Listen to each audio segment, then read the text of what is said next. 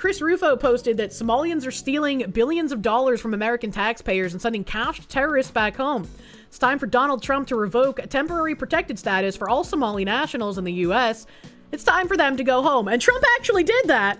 He did remove TPS for all Somali nationals. Apparently, specifically, people with TPS are a very low number, but I'm hoping that removing TPS is the beginning of the slope of mass deportations for all. But I think the biggest thing I want to see, like, I'm glad something is happening, but the biggest thing I want to see is Ilhan Omar has committed immigration fraud by lying about her marriage.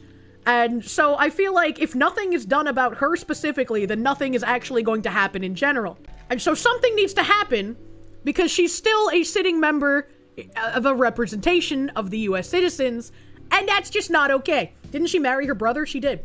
Somali terror group Al-Shabab taking a cut of millions in stolen Minnesota taxpayer money from welfare fraud scheme. And we talked about this scheme months ago because they already reported on how Somalis were gaming the autism charity system, where like autism fucking payouts went from crazy like low under 10 million to like over 54 million or something crazy. And it's because of all the Somalians defrauding the autism shit. But now the update to the Somali autism fraud is that money is going to a terrorist organization. So it reminds me of that like image where it has like missiles going over to another country and it's like my tax dollars.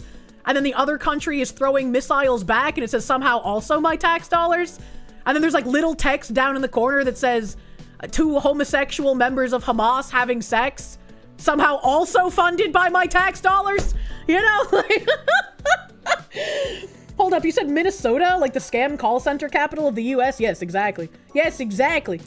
Millions of dollars in taxpayer money stolen as part of a series of massive Minnesota welfare fraud schemes may have been funneled to Somalia-based terror group Al-Shabab, according to a report. The radical Islamic terror group, which is a long-standing ally of Al-Qaeda and considered a threat to U.S. interests, has likely been the beneficiary of money stolen in a spate of scams and sent to Somalia by the criminals defending the North Star State, City Journal reported Wednesday.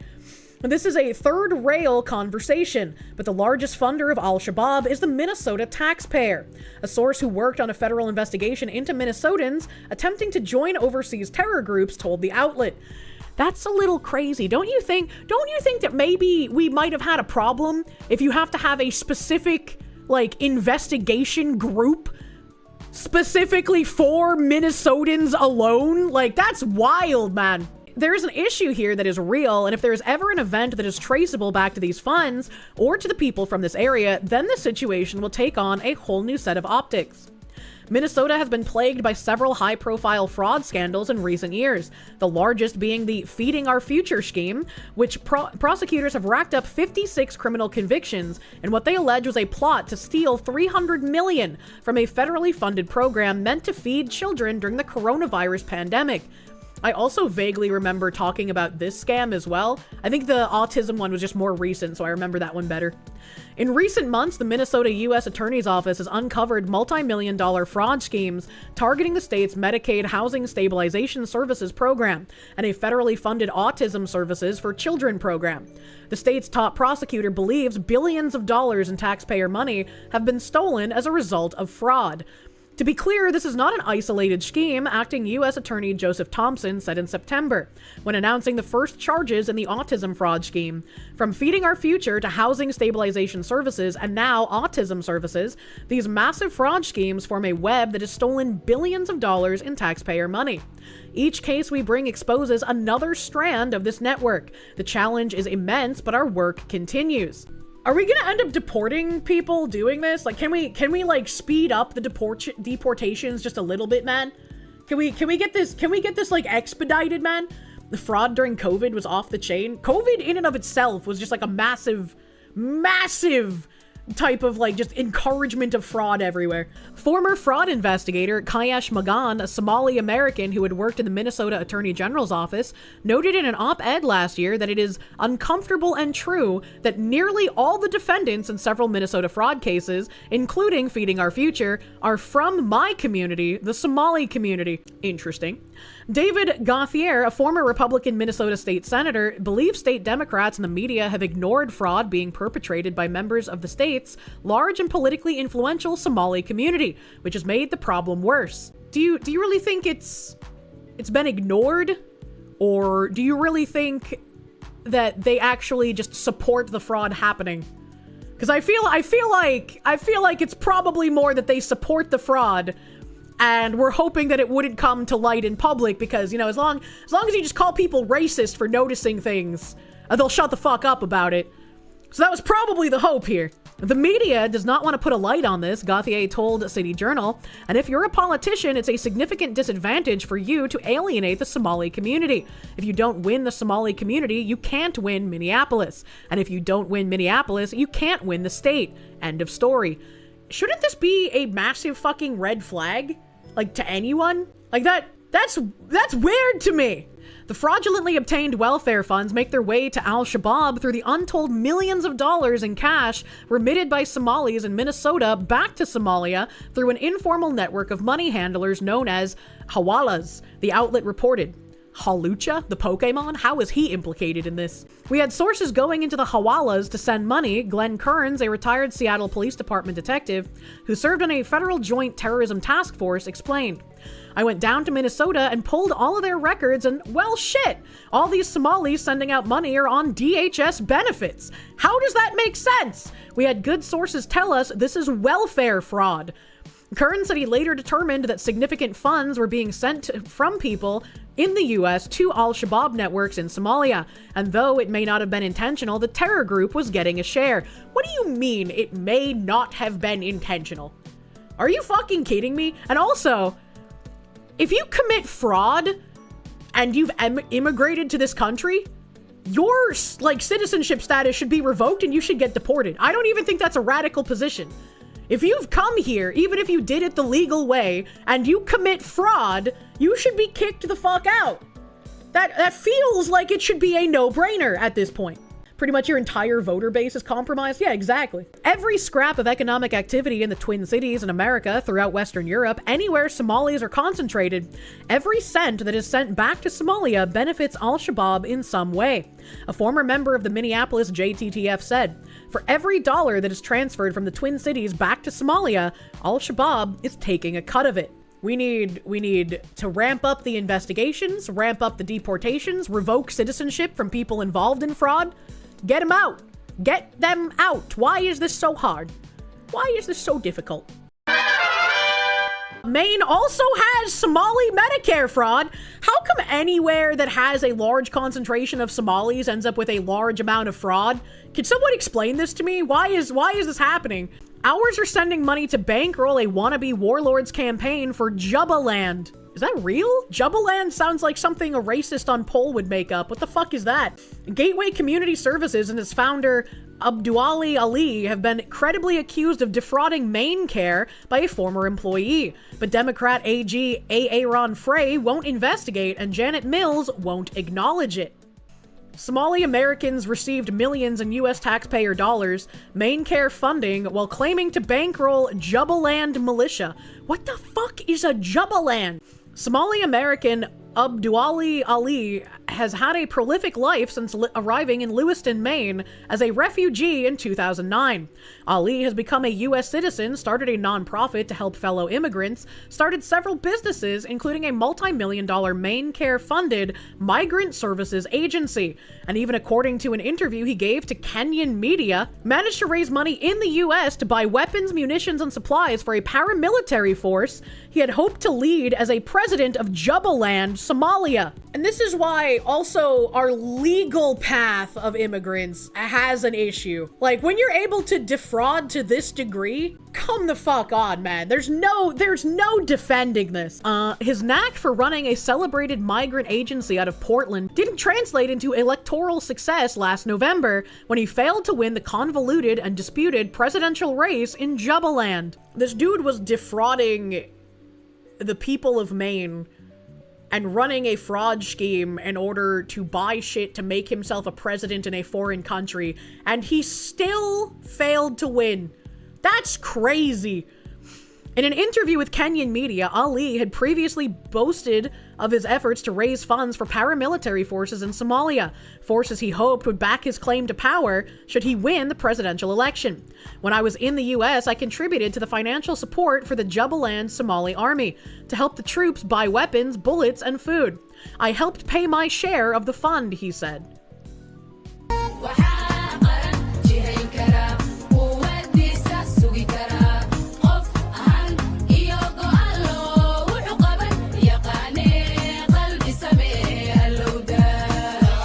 I wish collectively everyone could decide to just stop paying taxes. The IRS can't arrest all of us.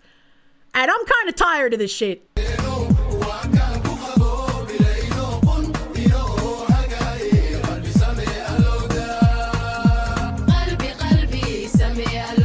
DMCA? I don't think the jihadis are gonna DMCA me, chat. There ain't no way.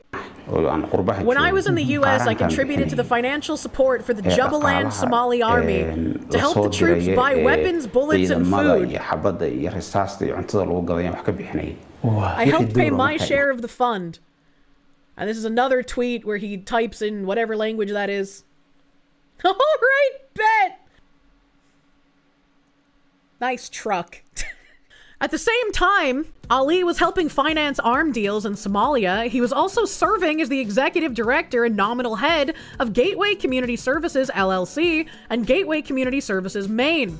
Ali's taxpayer funding, political connections, and boast about funding Somali arms deals raised questions about whether U.S. taxpayer dollars were involved in paying for paramilitary activities aimed at influencing Somali elections, as well as whether Ali acted as an unregistered foreign agent while receiving millions in taxpayer dollars. I don't think this raises questions. I think it actually answers those questions. What do you mean? He did get him. Yeah, why is he still doing anything? Why is he not arrested? According to records obtained via the Freedom of Access Act, Gateway Community Services LLC received $28.8 million in payments via MaineCare, Maine's version of Medicaid, from 2019 through 2024, including $4.1 million last year, while Ali was running for office with his militia in Somalia.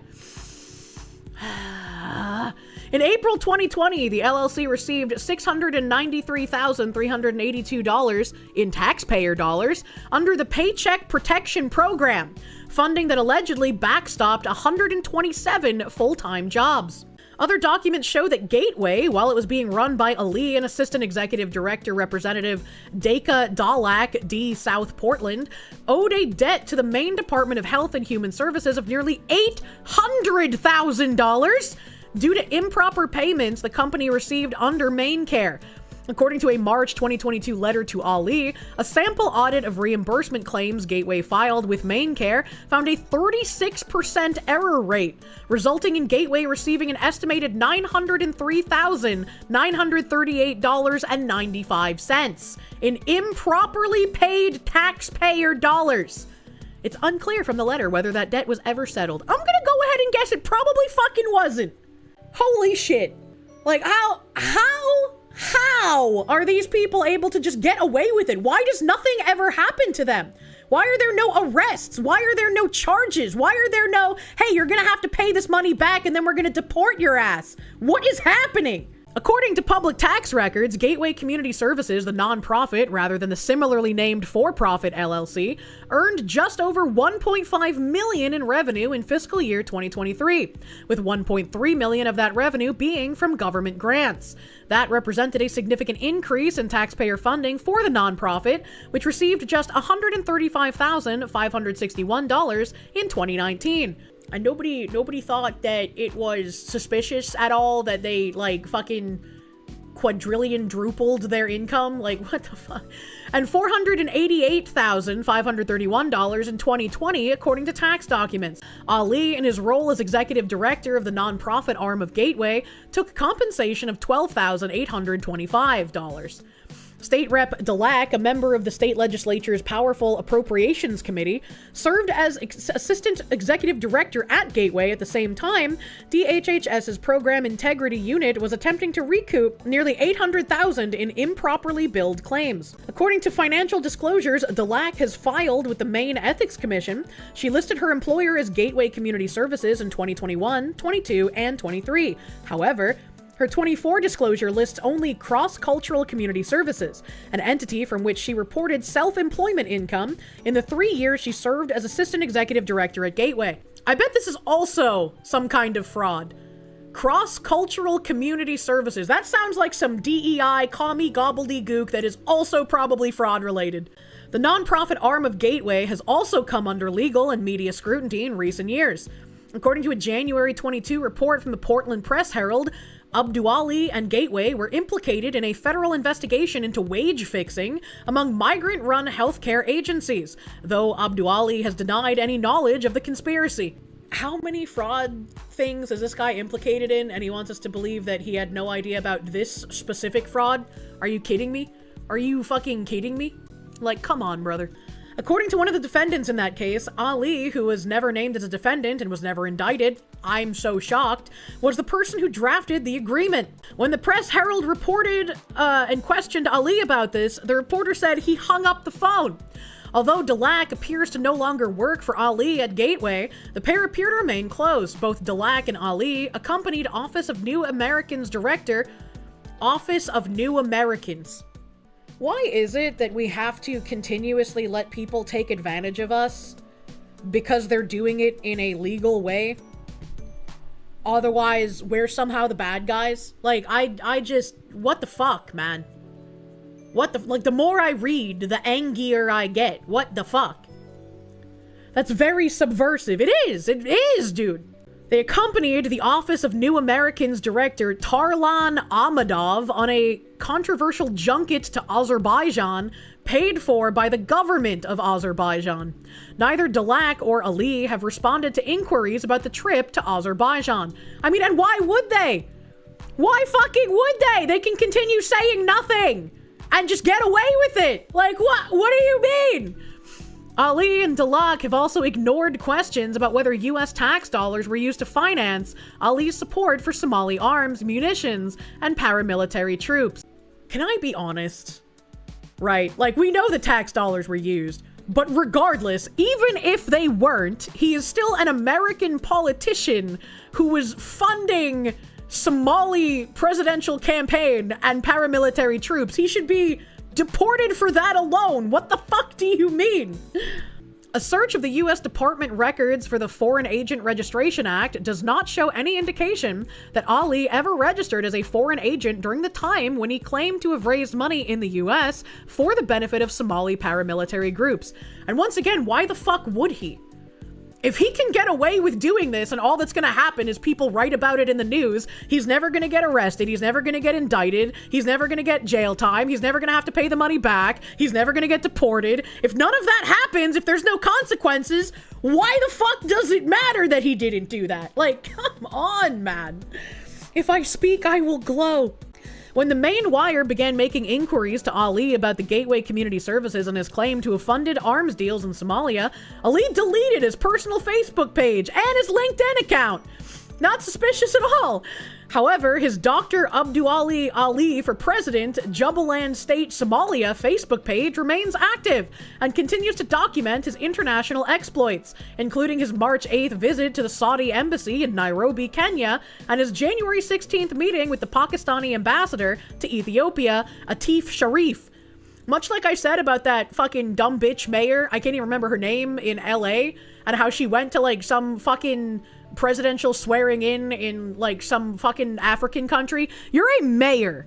You're a fucking mayor. Why are you making international trips like that? It doesn't make any fucking sense. As a mayor, you should be focusing on your literal constituents in the middle of the city you're the mayor for.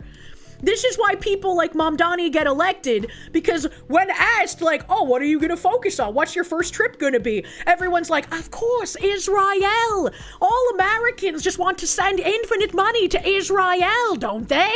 And Mamdani's like, yeah, I'm just going to stay here in New York, actually. Like, it's that fucking easy. It's that fucking easy to get elected. Jubaland's November 2024 election. Despite his success moving from refugee to successful owner of a multi-million-dollar services agency, Abdullahi Ali proved a poor candidate for office in Jubaland. I don't think it's success moving from a refugee to an owner of a multi-million-dollar social services agency, and it's kind of fucking wild that you would phrase it that way when there is abundance evidence that he has just been defrauding both his citizens in America, in Maine, and the government. Like, that's not successful. That is scammy. And like, yeah, sure, it might be a successful scam, but that's why he should be arrested and deported. What do you mean? Jubaland is a semi-autonomous state located in southern Somali, and the Jubaland Somali army that Ali has helped fund from within the US often works in coordination with the Somali National Army to defend the region from Islamic terrorist groups like Al-Shabab. So you're fucking telling me that this Somali guy in Maine is using American funding to fund the Somali National Army to fight Al-Shabab, while American tax dollars in Minnesota are going to Al-Shabab to fight the Somali National Army. We are literally funding both sides of a random fucking war in Somalia, and it's not even because the CIA is trying to interfere this time. What the fuck is going on? I'm so fucking sick of my government. I'm so fucking sick of my politicians. Jesus fucking Christ, this is such a circus, man. However, tensions often arise between the central Somali government in Mogadishu and the government of Jubaland over how power should be delegated between the two levels of the federal system, especially when it comes to control over the lucrative port of Kirsche, where Ali was born. The federal government has also clashed with state governments over plans to move to more democratic, one-person, one-vote systems, as opposed to the current system, where only clan elders vote and winning candidates must fund militias in order to claim victory. I'm so fucking tired, chat. Like, how does it just keep getting fucking worse? The CIA, no! What? Sorry, force of habit. Yeah, right. Leadership in Mogadishu has also questioned the legitimacy of Jubaland's current president, Ahmed Mohamed Madobi, who has been in power since 2013, the year Jubaland was formed. Madobi was supposed to be term limited out last year, hence Ali's campaign for office. But the incumbent candidate rewrote the constitution to allow him to remain in office. It's just that easy. Just rewrite the constitution. Leading to Jubaland holding two separate presidential elections, with the national government questioning the legitimacy of each. Can I ask a question without everyone getting mad? Can I ask a question without Twitter trying to behead me? When you accept immigrants, it's with the expectation that they're going to enrich and contribute to your country. What are Somalians enriching and contributing if we're literally learning that they rewrite their constitution to be able to remain in office and like nobody can figure, like they're holding two separate elections? How is that even gonna work without a revolution, man? You can't hold two elections and have two winners for president without some kind of fighting physically that happens afterwards. What are we doing here? What is happening? To put it into American terms, it would be like Governor Janet Mills rewriting the Maine Constitution to run for a third term and holding her own election, while Sean Moody and Rick Bennett held a separate election. And then President Trump sent in the military, while Bennett and Moody each commanded paramilitary forces of their own. How long until we see that happening in either the Caliphate of Michigan or Minnesota? Which one will be first? Because I bet we're gonna see that before we see the deportations of people who need to be deported. Ali contested the changes Madobi made in the summer of 2024 that allowed him to run again for the presidency of Jubaland. And in a series of videos posted to social media, he denied the legitimacy of Madobi's apparent victory in the November election. This isn't going to be in English, is it? Bismillahir Rahmanir Rahim. Magacayga waa Abdullahi Ali. Waxaan ahay musharax madaxweyne. Why is he allowed to still be somebody who's a politician in the US?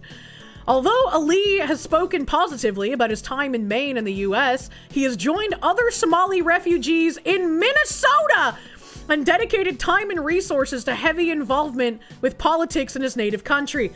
He's just here to enrich himself and his country back home. He is not here to be an American or to do anything in America. This is wild.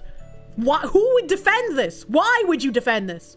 In June, Ali traveled to Minneapolis to hold a political event with Somali politicians from Minnesota, another state that has a large Somali diaspora population, to announce his candidacy for president of Jubaland. Images published to social media as a part of Ali's candidacy show him walking with multiple men dressed in camouflage fatigues and carrying what appear to be AK-47s. Other photos published of his campaign account show what appears to be an armed convoy. You know what's crazy to me?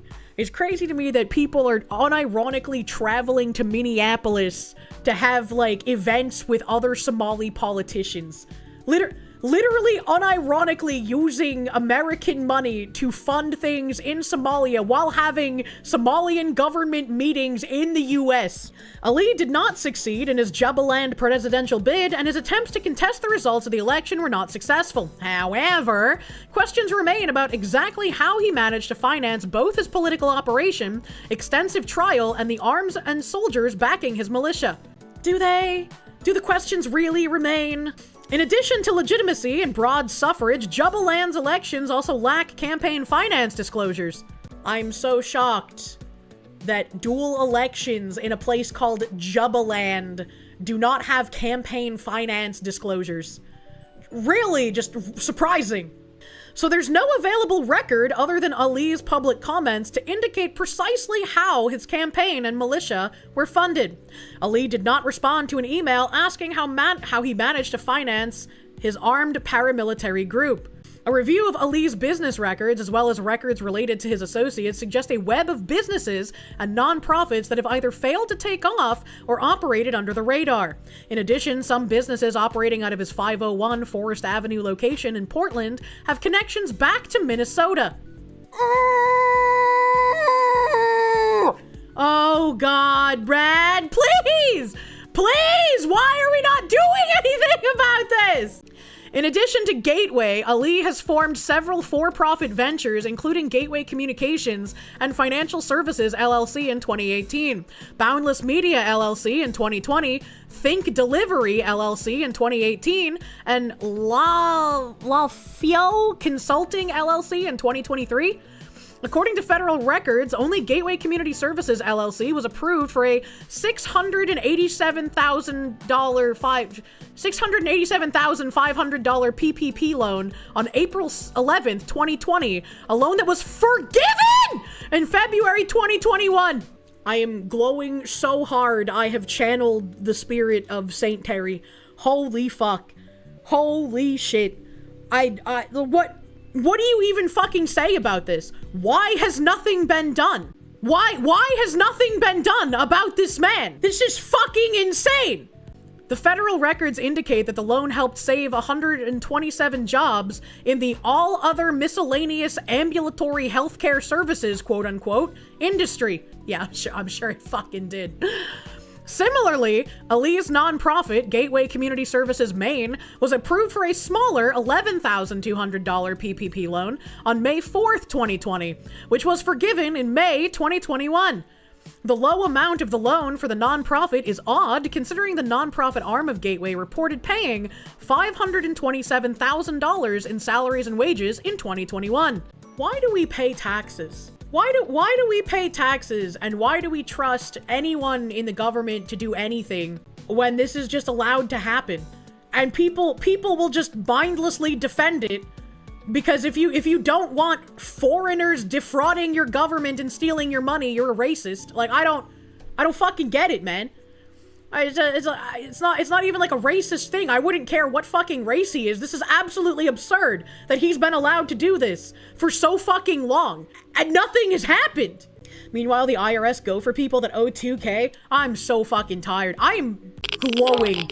I am positively a shining spotlight right now. Literally doxing my location from how brightly I'm glowing. Think Delivery, LLC, a shipping and courier company, was previously known as Delivery Plus, LLC. Most of these businesses operate out of 501 Forest Ave in Portland. One other business also shares that office address, Language Access Providers, LLC, a translation service provider operated by Abdifatah Afrah, who also worked for more than 2 years at Gateway.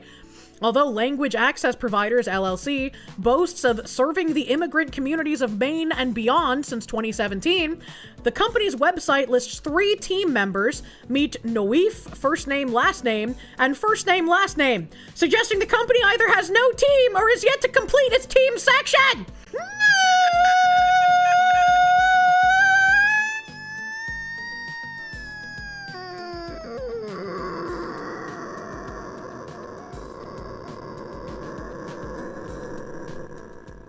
This third woman looks like an AI amalgamation of like a mob in a horror game. Like I would just be casually playing like fucking Welcome to Kowloon or some shit. And I'd be walking down a dark hallway and then one of the residents fucking jumps out to jump scare me and then her neck crooks like a fucking evil demon. What are we doing here? What is this? How do you not read this shit and get angry? How do you read this shit and be like, oh, only fucking bigots would care about that? Holy fuck, I'm so mad. I'm so mad. Look at this smug fucking bitch on the left. Look at her smug fucking face. Oh my god. Looks like she belongs in a Chillizart game. She does, the third one. Afrah appears to have significant connections back to Minnesota, where he has been involved with other healthcare, transportation, and immigrant services and housing firms. Can I just say how fucking wild it is that when we're connecting fraud to Somalian immigrants being in our government, it all goes back to Minnesota? Like they're not even talking about like specific places in Somalia anymore. They're just like, yeah, they go to Minnesota for more fraud. If I lived in one of these areas, I would glow so fucking hard, I would get banned. Meet our founder. Language Access Providers. Look at this fucking guy. Abdifatah Afrah is the executive director of Language Access Providers, known as LAP, bringing a wealth of experience in interpretation, education, and community service. Born in Somalia, raised in Kenya, he made Maine his home in 2010. I bet he did. Abdifatah spent approximately 5 years with the Lewiston School Department, contributing significantly to the education sector. With over a decade of experience in interpretation, Abdifatah is a licensed interpreter trainer, passionate about facilitating effective communication across linguistic barriers. Yeah, I bet he fucking is! Passionate about facilitating the effective communication about how can I dupe these fucking saps to give me more money to send to Somalia. His commitment to professional development led him to earn a bachelor's degree in mental health and human services from the University of Maine at Augusta. Currently pursuing an MBA at Southern New Hampshire University, Abdifatah combines his educational background with practical experience. His extensive work in mental health case management, particularly with immigrant populations, reflects a dedication to enhancing the well-being of diverse communities. Beyond his professional roles, Abdifatah is an active community member engaging with various levels of society to foster inclusivity and understanding. His journey from Somalia to Kenya and finally to Maine illustrates a rich tapestry of experience that shape his commitment to effective blah blah blah. I can't read because it's cut off. For example, Unity House Living, formed in October 2023 in Minnesota, lists Abdifatah J. Afrah as a director, but lists a mailing address at 46 Tall Pines Drive, Apartment 4, Lewiston, Maine. Gateway Community Services was awarded a $363,000 grant from the Maine DHHS under their COVID-19 Vaccine Equity Initiative.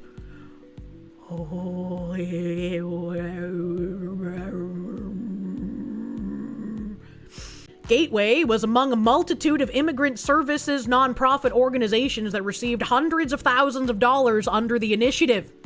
Maine Access Immigrant Network received $181,000. Maine Association for New Americans, $363,000. Maine Immigrant and Refugee Services, $470,300. Maine Immigrants' Rights Coalition, $689,000. New Mainers Public Health Initiative, $330,500. According to the Maine DHHS, the grants were awarded specifically to prioritize agencies that can provide services in languages other than English. Hot take, you shouldn't get any welfare services if you can't speak English in a country where our fucking language is English! State audits show Gateway Community Services overbilled Maine Care. Oh, I'm so shocked! Documents from the Maine Department of Health and Human Services show that under the leadership of Abdullahi and Deqa Dhalac, Gateway Community Services came under scrutiny and underwent multiple audits for significant overbilling of the taxpayer-funded Maine Care program. According to a review of the audit findings, including the case-level overpayment information, many of the improperly billed services included transaction services Gateway couldn't prove were actually provided. Dear Mr. Ali, the Office of Maine Care Services, Program Integrity Unit, Department of Health and Human Services, operates to safeguard against excessive payments and inappropriate utilization for care and services provided under the Maine Care Program.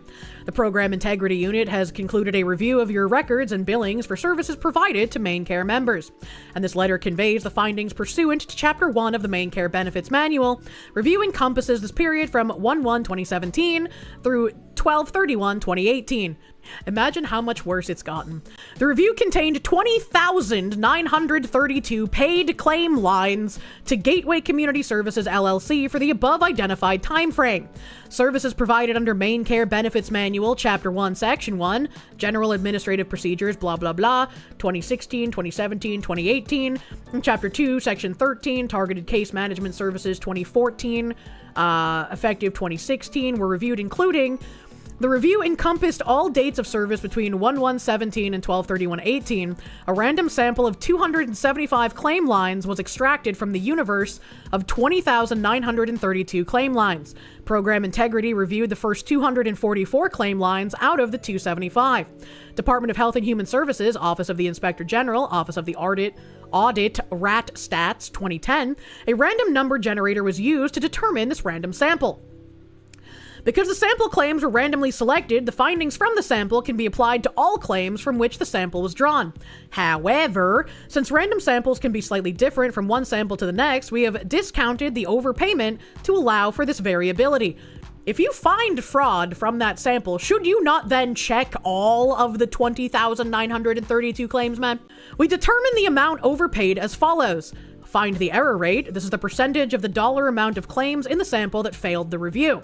Apply the same error rate to the universe of claims from which the sample was taken. Then reduce that amount to allow for random sampling fluctuations, such that the recoupment is set to an amount that only has a 5% chance of being less in subsequent samples. For your case, this result is the items that failed the audit total $11,216.08. The total sample claim payments were $31,468.43. Thus, the error rate is 35.64% rounded. 11,216 over 31,468. The error rate is then applied to the total paid for all claims in the universe from which the sample was drawn. $2,536,140.04. This yields a preliminary overpayment amount of $903,938.95. That amount was then adjusted downward until the probability of it being any smaller in subsequent samples is 5%. That adjustment subtracted $127,916.74 for a final overpayment amount of $776,022.21. This also adjusted the final error rate to 30.60% rounded. The documents show that Gateway was cited for overpayments totaling nearly $1.1 million across 2 audit periods, with a third review reducing one of those amounts after appeal. And this was dated in 2022. What the fuck has happened since then? What the fuck has been done about this? Gateway State Representative Deqa Dhalac and the Office of New Americans, what is this commie gobbledygook? Rep. Dhalac, herself an immigrant from to the U.S. from Somalia, worked as the assistant executive director of Ali's Gateway Community Services until at least 2023. Can I ask another question? Can I ask another question about how we have all these DEI services about like American companies needing to do DEI hiring, but then whenever we find one of these companies that's doing a massive amount of fraud, it's pretty much all of the people from one nation. It's like there's no like Americans working here. Can I ask why they don't have to hire other people outside of their own race? Can I just ask that? Is that something someone could answer, man? Dhalac was re-elected to her second term representing House District 120 last November and holds a key position on the Maine legislature's Appropriations and Financial Affairs Committee, responsible for overseeing the state's budget and fiscal policies. Maine's fucked, man. Maine is fucked. You have someone literally committing fraud who's been re-elected to the Financial Affairs Committee. You are fucked. You are absolutely fucked. What is going on in that fucking state? A May 2022 Facebook post by Gateway Community Services announced her hiring to the position, stating that Dhalac would be leading the strategic planning, board engagement, community-wide planning, and partnership building for the organization. It appears as though Dhalac no longer works at Gateway, as her most recent state legislator income disclosure no longer lists her position at the organization. Dhalac is also the co-founder of the Portland-based Cross-Cultural Community Services, a DEI consulting nonprofit, and is the vice president of the Maine Immigrants' Rights Coalition, representing a network of over 100 immigrant advocacy groups. Yeah, the Maine Immigrant Rights Coalition. The rights to just steal taxpayer money and send it to different countries. Holy shit. Dhalac also spearheaded the standalone bill to form Governor Janet Mills' Office of New Americans, the state migrant resettlement office. I can't remember if it was already proposed or if it's the one that Travis said that he was proposing in 2026. But New Hampshire already either has a bill that Travis proposed to get rid of New Hampshire's migrant resettlement office, or it's going to be introduced in the beginning of 2026. So if you're in New Hampshire, pay attention to Travis and vote to get rid of the Migrant Resettlement Office, because why the fuck does that even exist? Funding for the office was included in the budget passed at the end of the last legislative session. This is the Maine Wire. America Last, a Maine state rep, says her priority is to develop Somalia. We Somalis living outside of Somalia must always prioritize our country, Somalia.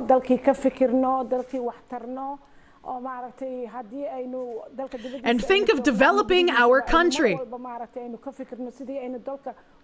This must be done especially by those Somalis abroad, such as in the US. If you are an immigrant coming to America legally and you want to become an American, you want to live in our country, you want to like enrich yourself and our country by being here, you are more than welcome. There are so many immigrants who have actually contributed to our country and done great things and built great lives. If you're coming to our country and saying you must prioritize your home country and rebuilding your home country from America, you are not here to be an American and you are not here for this country. And you should not be allowed to stay here with that mindset. Nobody's talking about generational tribal and clan beefs being carried over to America. How many gang shootings in Minnesota are actually tribal fights? I mean, I brought that up when we were talking about the Minneapolis mayoral, I think it was mayoral elections, right? Where the Somalian guy lost and him and Ilhan Omar got really fucking mad because of the tribal fighting. And whoever, was it Jacob Frey? The like white guy in the race, he was actually like speaking Somali and exploiting the tribal differences in order to get in as mayor. And it's like, what kind of clown world do you find yourself living in where you're like some fucking weird ass white dude exploiting Somali tribal feuds in order to get elected as mayor? That's fucking crazy. Sargon had a video in which he explained it best. It's not that they don't understand assimilation, it's that they want the land they're moving to be Somalia. Yeah, no, I agree. They're not trying to assimilate, and that's something that a lot of people don't understand. Spartan, thank you. At this point, you're leaning towards not even being for legal immigration with the way they act. It's like, I don't want to become like the kind of person that is like stalwart, hardcore, no legal immigration whatsoever for any reason, because I feel like that would be bad. Being full isolationist would end up being bad. Japan is like the most isolationist country I can think of, and they still allow a degree of immigration, right? Like, before all of the weird commie takeover shit that's been happening recently, Japan still allowed a small amount of immigration if they were going to come to Japan and help enrich Japan and contribute to the country, right? That's why it's like, if you're going to immigrate here, you absolutely should not be getting on fucking welfare. That doesn't make any sense. Dhalac has previously made headlines for claiming new Americans deserve priority treatment over US veterans. There's that Department of New Americans commie gobbledy fucking gook. Imagine saying the new Americans deserve priority treatment over fucking veterans. Holy shit, dude. What about the military folks that are getting out of the military and they have to go through all the lines and start all over again, even though they have credentials? So my question, pretty simple. Why would we fast track them, the migrants, and we won't do it for our military? They have the advantage of speaking the language, most of our military folks. So these folks that we really... You can barely speak the language, what do you mean? ...working on may not have that. So it's going to be really difficult for them to say, yes, I used to be an electrician in my country. I'm just using mine, which is Somalia. But that might not really fall into our... There are different standards, like state by state, right? Like, some states won't even accept licenses from others. Like, if you're a licensed plumber in one state, they might not accept your license in another state, and you'll have to take a test in order to get licensed in that other state, right? That's for like electricians, that's for plumbers, that's for like certain construction jobs, that's for like a lot of manual labor thing. Even real estate has different licenses depending on your state, right? And since each state has different credentials and different standards and whatnot from each other, I somehow don't think an electrician from Somalia is going to have the same standards as like an electrician in Michigan, as an example. Like I'm not exactly sure what she means by this. Laws that we have in this country. This is wild. Like, she's just saying this like in an actual like community fucking policy meeting. Why has nothing been done? Good question. You should ask him that when we get there. Eklas Ahmed, who was recently appointed by Governor Janet Mills as a policy analyst within the Maine office of New Americans. Why do we let women have positions of power? We just don't know. What is this woman doing? Was featured as a community health worker for Gateway Community Services in a 2021 testimonial video published by the nonprofit. Ahmed, who resettled in Maine through Catholic charities. Hey, remember all of those Christian and Catholic schools we talked about the other day with all of the massive immigration fraud? Remember that? Remember that? After fleeing the civil war in Sudan in 2005, said in an April 2024 interview that she vows to fight for Sudan with all of her capabilities and advocated against the assimilation of immigrants. What are we fucking doing here? What is fucking happening? Maine is a predominantly white state. Many of the communities that I have been a part of have been majority white who have lived here in Maine all of their lives. They just know that this is like the golden ticket to get anything they want. Just like mention how white something is. Why are there so many white people here? Just this is a fucking problem. And it's like, oh, you said the right thing. Let's give you everything. I was like, what the fuck? What the fuck? Haven't even had to travel anywhere or didn't have to wake up to sounds of gunshots. So it was hard. It was hard living here. It's been hard. Hold the fucking phone. What? Maine is a predominantly white state. Many of the communities that I have been a part of have been majority white who have lived here in Maine all of their lives. They haven't even had to travel anywhere or didn't have to wake up to sounds of gunshots. So it was hard. It was hard living here. It's been hard. It's hard to live around majority white people because you don't have to wake up to the sounds of gunshots. What an odd thing to say. Now call me fucking crazy.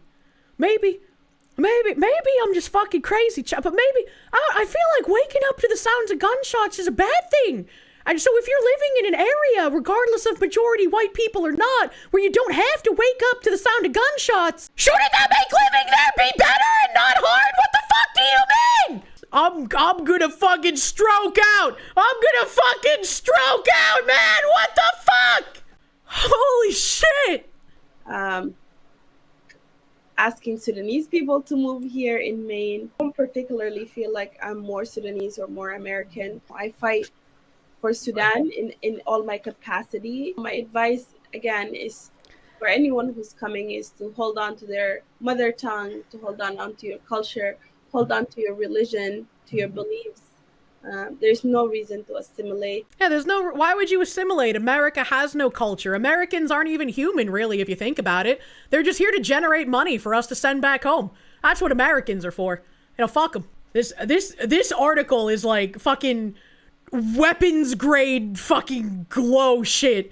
How people manage to write this and not need like a psychiatric ward afterwards, I don't even know.